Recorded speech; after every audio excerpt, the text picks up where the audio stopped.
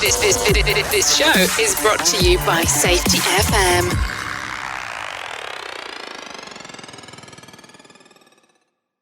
Warning, the following broadcast contains adult language, adult content, frank safety discussions, and stories that might sound unbelievable. But believe me, every one of those stories is true. We didn't start the safety war, but we are going to fight to win it. For our families, for our communities, for our workplaces, and for our lives. The Safety War starts now. Hi, this is Jim Polzel, again, your podcast host for Safety Wars. Something came across my desk yesterday, to be more accurate, across my computer screen. This article comes from the National Institutes of Health. The title of the article is Oil Spill Cleanup Workers More Likely to Have Asthma Symptoms. NIH study, this is the byline, NIH study finds chemicals from Deepwater Horizon disaster associated with more wheeze. That's W-H-E-E-Z-E. Full disclaimer here, or I should say, not a disclaimer, but I'm just letting you know. I was involved in the training of a lot of spill cleanup workers, roughly 10% of the population here, and my extended family was one of the companies, we owned one of the companies that supplied cleanup workers, roughly around 10% of them, give or take, that did this whole Deepwater Horizon cleanup back in 2010. I'm also part of the follow-up Gulf study, where they are polling workers who were there, who were registered. Every year I get a call asking me how I'm doing health-wise. And a lot of the questions that are asked are like, do I have health care? How's my general health, height, weight, and all that stuff. It's all self-reported here. I encourage anyone who was involved with the Gulf oil spill cleanup to be part of the study because we don't know where this is going to go. One of the things that's going on here is that oil spill cleanup workers are more likely to have asthma symptoms. These studies and everything else are coming out. So let me just read from the study. I am going to go and have some comments on here because I think this is a huge externality here. Was a couple of the things that unintended consequences as to how the job was managed by the state of Florida here. Not so much BP, but some of the other things that went on here. So researchers from the Gulf long-term follow-up study, this is a direct quote, Gulf study, found that workers involved in cleaning up the nation's largest oil spill were 60% more likely than those who did not work on the cleanup to be diagnosed with asthma or experience asthma symptoms 1 to 3 years after the spill. This ongoing study led by the NIH, part of the National Institutes of Health, is the largest study to look at the health of workers who responded to the 2010 Deepwater Horizon oil spill in the Gulf of Mexico. This is the first study, this is a quote, this is the first study to ever look at specific chemicals from oil spills and link them to respiratory diseases, said Dale Sandler, PhD, chief of the NEIHS epidemiology branch and lead researcher for the Gulf study. If you are an oil spill cleanup worker in the Gulf experiencing wheezing or other asthma-like symptoms, it would be good to let your healthcare provider know you worked on the oil spill. The researchers analyzed data from 19,000 plus oil spill response to cleanup workers and another 5,500 plus people who had completed required safety training but did not work on the cleanup. I was in the latter part of this. None of the participants had been diagnosed with asthma before the spill. The non-workers were considered an unexposed comparison group. That was me. The researchers estimated worker exposures to specific oil spill chemicals. They then looked at the relationship between the doctor-diagnosed asthma or asthma-related symptoms, the types of jobs the cleanup workers held, and the resulting exposure to total hydrocarbons. Researchers also assessed associations of outcomes with a subgroup of chemicals in crude oil, including benzene, toluene, ethylbenzene, and xylene. For those in the industry, that's BTEX, and N-hexane, right, and all these chemicals are known BTEX-H, right? These chemicals are classified as hazardous air pollutants according to the U.S. Clean Air Act and are linked to other health effects in the Gulf study. Researchers found that the relative risk for asthma symptoms increased with increasing levels of exposure to individual BTEX chemicals as well as BTEX-H mixture. The more a worker was exposed to these crude oil chemicals, including total hydrocarbons, the individual BTEX-H chemicals and the BTEX-H mixture, the more likely they were to have asthma symptoms. said Caitlin Lawrence, PhD as staff scientist and the NIEHS epidemiology branch and lead author of the study published in Environmental International. She noted exposure levels vary depending on the person's cleanup jobs and how long they worked. Jobs vary from administrative support and environmental water sampling to mopping up crude oil from aboard a sea vessel or shoreline vessel to decontaminating equipment or wildlife. The paper reports that 983, that's 5% of the cleanup workers, reported asthma and asthma symptoms, while only 196, meaning about 3%, non-workers reported the asthma outcome. Workers that were involved in operating, maintaining, or refueling the heavy cleanup equipment had the highest incidence of asthma. For this study, asthma is defined as reporting a doctor's diagnosis of asthma, or for never smokers, self-reporting wheezing or whistling in the chest all or most of the time. Because the Gulf study population is socioeconomically vulnerable, with less than half reporting access to medical care, we included non-doctor confirmed asthma cases to minimize any underreporting of true asthma cases in the population that would be missed due to the lack of access to healthcare. And it goes on and on and on, and there's, those are what it is. So, some of my thoughts with the Gulf oil study. It was when the spill happened, about a week later, I get a phone call from a family member saying, hey, Jimmy, I need you down here to get 40-hour HAZWOFR training. And he said, I want legitimate training for the people down here. And I said, well, how many? He said, a lot.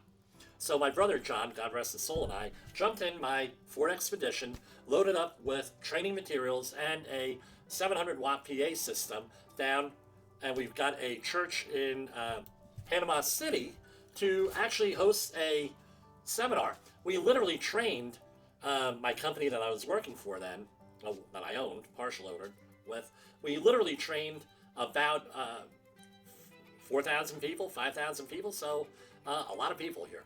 And I got enrolled in the study as one of the control group that was trained, but never actually did work. I think I did maybe 3 days worth of work on the spill. It was mostly administrative and safety audits and that sort of thing. Now, you can say, well, Jim, what do you have to comment on here?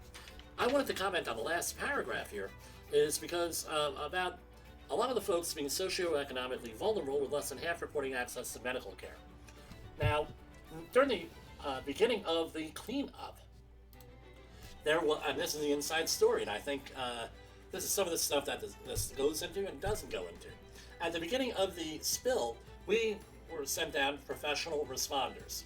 A lot of these are 8-hour refreshers, 8-hour HAZWOFR refreshers. I was doing professional responders that were able to produce a legitimate 40-hour certificate, and then go and and then they couldn't need an 8-hour refresher. We did the 8-hour refresher. We went through all of this for many days, my brother and I, just constantly going and training. And what ended up happening was about, I have to say, I don't know how long, a month into this, someone had said, look, we have a lot of folks in Florida that don't have jobs. You're bringing in outsiders to do these jobs. And therefore, we have to use Florida work. And what did they use? I forget what it was called, but it's along the lines of a welfare to work sort of thing, where we were going to bring in a lot of these folks. What ended up happening? We ended up having to, the people who were coming in, a lot of them uneducated, a lot of them, not even a high school diploma. People came in with all different sorts, out of rehab, out of prisons, very disadvantaged folks. And what the intention was we're going to get them to work, go to try, a lot of these folks that get to work, maybe they'll have a maybe they'll try to do things and everything else. And what happened was a lot of the companies took advantage of them. I think what they did was they said, well, we can self-certify. We have to self-certify. And a lot of companies went out there, and they went out there hourly.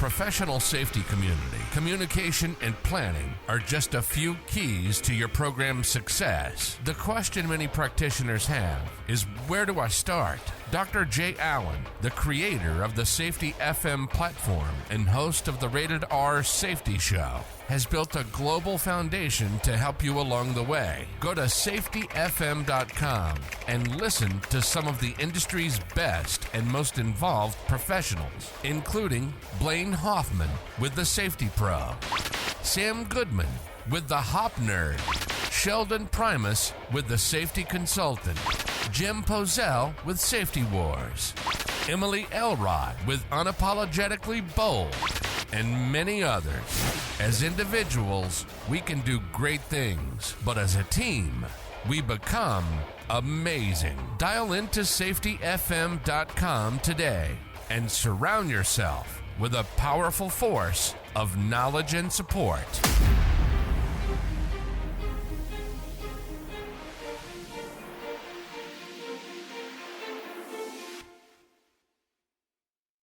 We go through, and the guys show up. Okay, Mr. Posel, we're from blah, blah, blah agency, blah, blah, blah company. And what we're going to do is we want to know if you're actually doing safety training, because we're getting a lot of people cheating on here. And if you remember the context of this was when the OSHA training providers, OSHA outreach training providers, were getting caught in New York, one in particular, giving out fake training cards. And then they changed the whole thing, the criteria for training, the way you did training, and everything else. And what they ended up doing was having us, on the Gulf oil spill, between that and the Gulf oil spill, all the falsification, training, there was a huge crackdown on training.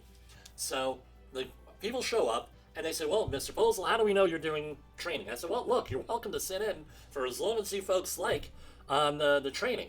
And I said, I have two trainers here, me and my brother John, and we're doing most of the work for Extended Family and such company, and we go and we do the training. They said, well, what proof do you have to do the training? I said, well, here are the sign-in sheets, right? Real good sign-in sheets. Here are the quizzes that we had throughout the project, throughout the training class. And I said, well, we have the final exams, we have a field exercise. We had to do everything we were supposed to. We limit the class to about 40 people, which is in accordance with the OSHA guidelines for outreach training.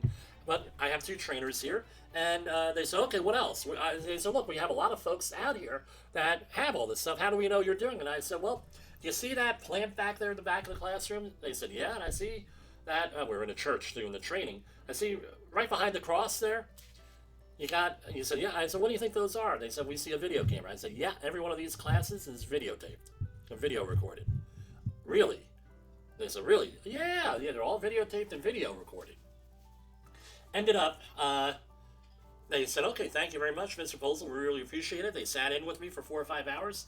Then they said, well, can we address your class? And I said, absolutely. And he said, we had some questions for you also. So the guy did something a little bit ballsy. You see, since I'm training in a church, right, I try to mind my manners. Of course, no dirty language, nothing like that. But one of the subtle things that even the minister commented on was this. He said, how come you're not teaching from the pulpit? We got a nice pulpit, and you're bringing your own sound system. Why aren't you at the pulpit preaching? I said, well, look, it's improper for me, a layperson at the lectionary, right, I'll use your lectionary, to go up to the pulpit and start speaking on like I'm speaking from God, all right? It's just not proper to do this, I said to the guy. It's just not right, all right, that I'm speaking from a pulpit with a safety training. I said, I'm not God, I'm not a minister, I'm not nothing like that. I'll do it from the lectionary or from the floor, like I normally do. He says, you you have some humility, Jim. It's like a good thing, we don't see that all the time. We got people coming here, they think they can take over the place. I said, sure. So the auditors went right up for that pulpit. And they started to go, and they started to tell people about this, and about this, and about this. Very, it was one of those things. And I said, you know what, I'll call the guy Jerry. I said, Jerry, I had a couple of questions here for you. I said, what kind of air monitoring are you doing out there? Well, we got some air monitoring people. I said, are the results available? Yeah. Okay, I didn't get that. Oh, well, okay. I said, okay, well, what about this? What about, I started asking some pointed questions. Before you know it, the show was over, boys. They left there. They couldn't get out of there freaking quick enough. And what did it end up doing here? A lot of the folks at the end of the job, a lot of them made career changes. A handful. Really, it's a shame out of thousands of people, only a handful actually made the careers. They straightened out whatever problems they had in their life, whatever they were doing on public assistance and things of that nature. A lot of them, we saw a lot of people get off drugs because they had drug testing here. They had all different types of stuff going on. And what ended up happening was a lot of these folks never really went up and straightened themselves out, for lack of a better word, never were able to get out of their situation. Some of it might have been just you have addiction issues. You might have had situations that are really impossible to get out of. But like this article says, socioeconomically vulnerable. That's their words, not mine. A lot of these folks were socio and economically vulnerable. So the state of Florida, here's the externality here, forced the companies that were involved in the cleanup to take people who had situations. They ended up working the job for 8 or 9 months, collecting unemployment because you needed, I believe, 3 quarters or 4 quarters, something like that, of work, 26 weeks, which is 2 quarters. I'm not sure what the laws were in Florida at the time. And then, no follow-up. Not being able to do this. They chose to use a socioeconomic group of people to do the cleanups. And now that socioeconomically vulnerable group of people now have problems, right? They have this. There are other problems too that will probably come up in the long-term study here with this. So what's my point here? Maybe, this is where this might not have been a good policy in hindsight. In the immediate, to try to get people off welfare and workfare, whatever we're calling it, and public assistance, to try to get them in here, were we really doing them a favor if they're now going to be forced to they're basically having these long-term health impacts? Someone has to pay for that, for their care, their treatment, and everything else. It's almost like you're trading one problem off for another problem. Maybe we should look at the next thing. God forbid something like this happens. Maybe this might not be the most optimum population that we have here to use and to force people to use to do this. Might not. I always argue for the professional responders. The other thing is this. The 40-hour training that we had to give, because these were, again, a lot of people, literacy issues, massive literacy issues, massive everything, but they have to get 40-hour trained, and we're forced to use them. So we had to significantly change our training. We significantly had to train to their level. A lot of the stuff that we were training on was like STEM, or STEAM, depending on what part of the country you're from. Science, technology, engineering, and math type things. So now we had to teach basic scientific concepts to a lot of these folks. Stuff along the lines of, here's a bottle of water, and here's some oil. You put the oil in the water, and the oil floats. If you right, and to this level, we had to explain to them toxicology. And this is where this comes up with the what they're called the VTEX-H, benzene, toluene, ethylbenzene, xylene, and a hexane compound here. All right, all of these things, right? And they should have known this. So we're going to comment on this probably on September 12th. Is they all have the same target organs, all right? And they're basically the PELs for each one of these, or the exposure limits for all of these, has got to be lower, significantly lower, because you have the same target organs for this. So they should have known this. Now, my question is, where did all of this? At the time, the air monitoring folks, people doing the air monitoring, were they forcing them to, or did they have engineering controls? Did they force them to wear respirators? Because I can tell you, a lot of the contractors out there were not wearing respirators in any of this stuff, from what I observed. They were picking, right, because one, the exposure limits were low, obviously, for a lot of this stuff, but if we have this many people with asthma, maybe the exposure limits are wrong. Maybe so that had to be changed differently on how we manage this stuff. That's all I'm saying with this. So these are good studies, long-term, but here I wanted to give you some of the inside story, at least as far as I know, from the training end and the work practice end. And I have to question whether or not, and I still question, were these the right people for the job for this? We knew that a lot of them, once the job was over, they disappear, for lack of a better word, back into what they were doing. A lot of them, a handful, ended up improving themselves, getting off the public assistance and everything else from the people I've observed. And I don't know. I don't really know what to say here other than forcing people into a situation may not be the best thing, especially people who may not be able to take care of themselves later on, may not do follow-up with doctors and things of that nature. There about 1 or 2 reports come out from this study every year. I'll give you updates as appropriate, but what I'm going to say is this. The next time this comes up, these are some of the questions we need to ask. So in summary, 1, who are we going to get to do the cleanups? Are they going to be professional cleanup people? Or are we just going to force companies to hire people that may or may not be qualified? Second thing is this. Long-term epidemiological studies, now that we have the Gulf oil spill as a model on how maybe not to manage some of these respiratory hazards, maybe this is going to be approached better with some scientific basis and everything else. I think this was a learning opportunity. Too bad the learning opportunity had to come at the expense of these workers. We can't let that happen again. That's not moral or ethical, may not even be legal. The other thing is this, with the September 11th situation, with the collapse of the Twin Towers, which I observed from my rooftop in Hoboken, New Jersey, the managers there were told specifically by at least 4 or 5 people who I know that the air was no damn good. Everyone should be in respirators and the whole 9 yards on this, and decisions were made where they didn't ignore them, basically. So here's the issue here. We have, again, and I'm going to say this is controversial, sovereign immunity. It's an ongoing issue. Who's responsible for this? Who's responsible for making these decisions? Are they being held accountable, if possible? I don't think that any of the hearings or any investigations actually caused any of these questions to be answered. One thing that did come out of some of this, especially September 11th, was the community emergency response team, better training for workers. But let's face it, people get emotional. They're untrained first responders, second responders. Stuff happens where things don't get enforced. They don't have the capability to actually respond to things with the proper PPE or anything else. It's not like you're working at a construction job or general industry job or something like that. We're able to design the work area. In a disaster, you have what you have. What we need is maybe better planning. And shows like ours. For Safety Wars, this is Jim Polzel.